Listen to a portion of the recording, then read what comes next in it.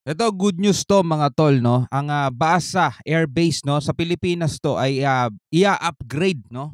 Ia-upgrade mga tol, ibig sabihin mas lalo pang pagagandahin 'no, mas lalo pang i-improve para dito ay, makalapag yung mga malalakas na mga jet fighter, mga advanced jet fighter mga kapatid ng Amerika. Ewan ko baga magde-deploy ata sila rito ng mga jet nila 'no. Ito'y magandang hakbang mga tol para mas lalong maprotektahan din ang ating bansa sa tulong ng ibang mga bansa na kaalyado natin, mga tol, no? So ito ang ating panonoorin mula kay John Reps, mga kapatid. Siyempre, huwag mong kalimutan mag-subscribe sa kanyang YouTube channel. At kung bago ka pa lamang dito at gusto mo yung mga ganitong klaseng reaction video and commentary, partikular at may kinalaman sa ating bansa, mga tol, huwag mong kalimutan mag-subscribe. Click mo na rin ang notification bell para ma-notify ka whenever na may mga bago tayong reaction video tulad nito. Huwag na natin patagalin pa. Total, wala na rin naman tayong hinihintay na. Panoorin na natin to mga tol.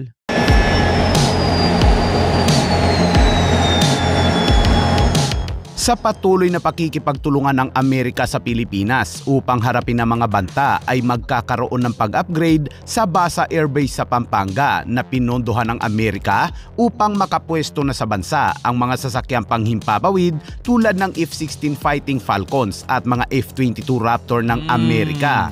Ayos. Ang Basa Air Base sa Pilipinas ay nakatakdang tumanggap ng malaking pag-upgrade para sa mga sasakyang panghimpapawid ng Amerika sa ilalim ng planong palakasin ang pagpigil laban sa China. Walang gagastusin ang Pilipinas sa pag-upgrade sa nasabing base dahil pinunduhan ito ng Amerika. Yun ang maganda dun eh. 'Di ba?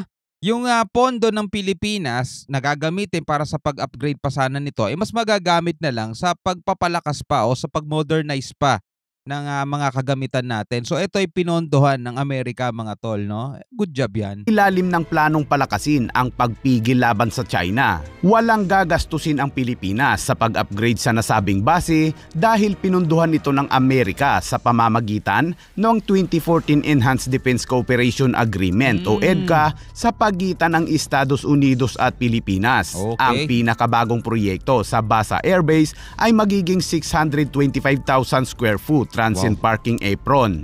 Ayon sa mga dokumento ng budget, ang apron sa Basa ay itatayo sa base, ngunit malayo sa paligid ng Philippine Air Force.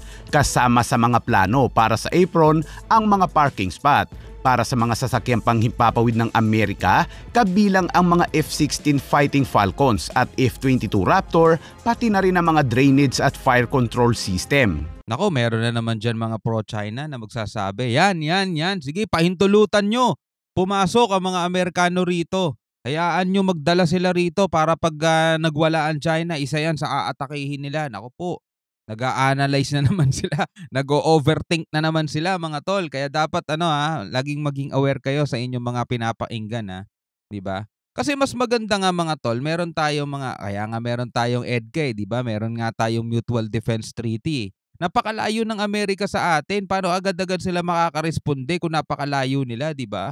Kaya nga nagde-deploy sila ng iba't ibang mga kagamitan nila sa iba't ibang mga bansa. Japan, meron din sila doon, 'di ba? Korea, meron din sila doon. Tapos Pilipinas takot. Hindi naman siguro, 'di ba? At F-22 Raptor, pati na rin ang mga drainage at fire control system. Bagamat ang konstruksyon na ito ay pinahihintulutan sa ilalim ng EDCA, ito ay pinondohan sa ilalim ng Pacific Deterrence Initiative o PDI ng Pentagon. Dahil China ang kinikilala bilang facing threat, ang PDI ay naglalayong palakasin ang regional deterrence sa pamamagitan ng pamumuhunan ng mga kakayahan, konsepto at infrastruktura para sa fiscal year 2024 kung saan humiling ang Pentagon ng $9.1 billion para sa PDI. Para sa mga pagpapabuti ng Basa Air Base, sinabi ng US Air Force na ang mga pamumuhunan na ito ay kinakailangan upang mapanatili ang mga pagsisikap na tumulong sa pagsasanay at gawing makabago ang Pilipinas. Ang Basa Air Base ngayon ay tahanan ng nag-iisang fighter squadron ng Pilipinas, ang 12 Korean-made na FA-50PH Fighting Eagles, at wala itong aircraft parking apron space na sapat para sa United States aircraft. Sa Nice. pagpasok ng Pilipinas sa susunod na yugto ng modernisasyon ng militar ay inaasahang magkakaroon ang Philippine Air Force ng isang fighter jets para sa programa nitong multi-role fighter at ang American F-16 Fighting Falcons ay nananatiling top pick para sa maraming opisyal ng Pilipinas kaysa sa Just 39 Gripen ng Sweden. Kapag nakuha ang mga fighter jets na ito ay malamang nasa basa ito nakabase at iba pang EDCA site sa bansa. Ang Kagawaran ng Pambansang Depensa ng Pilipinas ay nagpahayag na ang mga hinaharap na site na ito ay tutulong sa programa ng modernisasyon ng militar ng bansa, partikular sa pamamagitan ng mga pasilidad na pinondohan ng Amerika tulad ng runway, komunikasyon, paglalagay ng gasolina at iba pang infrastruktura.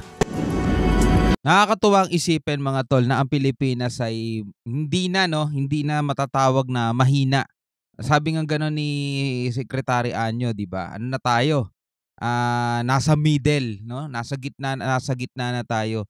Hindi na tayo kasing hina dati, mga tol. Kaya dapat talaga yung mga susunod pang maging presidente, sana ipagpatuloy nila no yung mga ganitong hakbangin.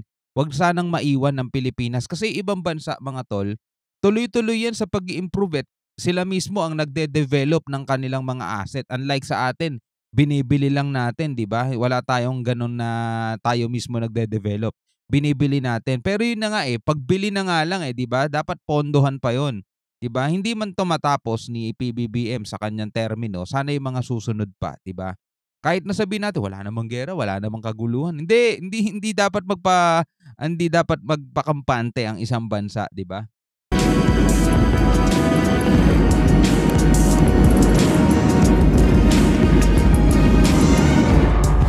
At sa ibang balita naman mga kabayan, nagkasundo ang Vietnam at Pilipinas noong Martes na palakasin ang kooperasyon ng kanilang mga Coast Guard at maiwasan ang mga hindi kanais-nais na insidente sa South China Sea sa isang pahayag sa isang state visit sa Hanoi ni Pangulong Ferdinand Marcos Jr.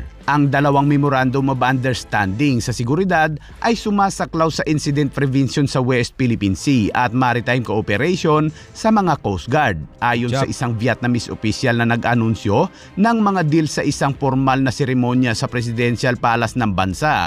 Bago nakipagpulong kay Pangulong Vo Van Tung ng Vietnam, sinabi ni Marcos na ang Vietnam ay ang tanging estratehikong kasosyo ng Pilipinas sa Timog Silangang Asya at idiniin na ang kooperasyong pangdagat ang pundasyon ng relasyon na iyon. Sinabi naman ni punong ministro ng Vietnam na si Pham Minh Chinh na binanggit ang pagbisita ni Pangulong Marcos na nakakatulong sa pagpapalakas ng bilateral na relasyon. Ang mundo at regional na sitwasyon ay umuunlad sa mabilis at komplikadong paraan at sa makatuwid ay kailangang magkaisa at makipagtulungan ng mas malapit. Ang Vietnam na isa sa pinakamalaking rice exporters sa mundo ay nagsilyado rin ng mga kasunduan sa Pilipinas na sumasaklaw sa kalakalan ng bigas at kooperasyon sa agrikultura. Good. Actually, dapat ang Pilipinas isa rin dapat tayo sa mga malalaking rice exporter sa mundo Kaso wala Agrikultura natin na pag-iwanan din no? Isa tayo sa may mahal na bigas Mga Pilipino umaangal sa mahal ng bigas, mga tol. Samantalang napakarami nating lupain 'di ba? Taniman sana Kaso wala Nakurakot nagkaroon din ng corruption diyan, mga tol